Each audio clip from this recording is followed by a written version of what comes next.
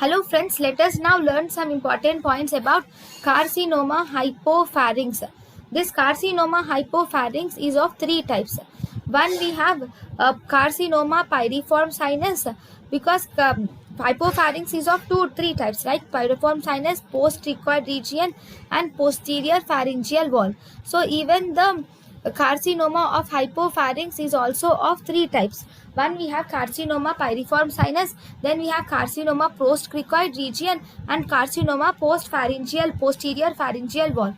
Carcinoma in the pyriform sinus, it is the most common of all the hypopharyngeal carcinomas. It is seen in males more than 40 years. This carcinoma hypopharynx is symptomless, and because it is symptomless, it is diagnosed mostly late in the course of time. So here the main symptom is prickling sensation or sticking sensation of the throat is the most common symptom. In carcinoma pyriform sinus, you will see presence of the enlarged lymph node will be seen, and on lymphatic spread is mainly to the, because it is in the upper part, it will spread into upper deep cervical lymph node, it will spread. Okay, treatment of choice for pyriform sinus carcinoma is, we do radiotherapy is done for the treatment of choice for carcinoma pyriform sinus. Then if you see post-cricoid region, this is the second most common carcinoma and it is seen in 30% of cases. Here this carcinoma post-cricoid region is mainly seen in females, and it is most common in 20 to 30 years of age. It is most common here because it is in the post-cricoid region.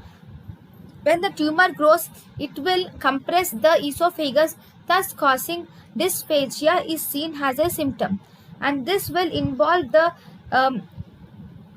lymphatic spread will be to the bilateral paratracheal lymph nodes. There is lymphatic spread. This post-cricoid region actually has poor prognosis.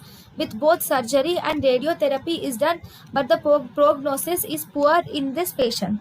That is carcinoma post-cricoid region. In carcinoma posterior laryngeal wall, this is actually less common. It is only seen in 10% of cases. In the males, it is seen more than 40 years of age. So here it is in the posterior pharyngeal wall, so it will compress the esophagus and thus causes dysphagia. It causes hemoptysis, and also it results in enlarged lymph nodes. It mainly results in enlargement of retropharyngeal lymph nodes occurs. If there is early growth, you can do radiotherapy. If it is late growth, then you can do surgery. So these are the main important points about the carcinoma of hypopharynx. So if you were asked what is the most common type of, histologically, what is the most common type of hypopharyngeal carcinoma, it is actually the squamous cell carcinoma. This hypopharyngeal carcinoma can occur due to the alcoholism or tobacco, vitamin A deficiency, iron deficiency, Plummer-Vinson syndrome, and low cholesterol levels can result in hypopharyngeal carcinoma. Thank you.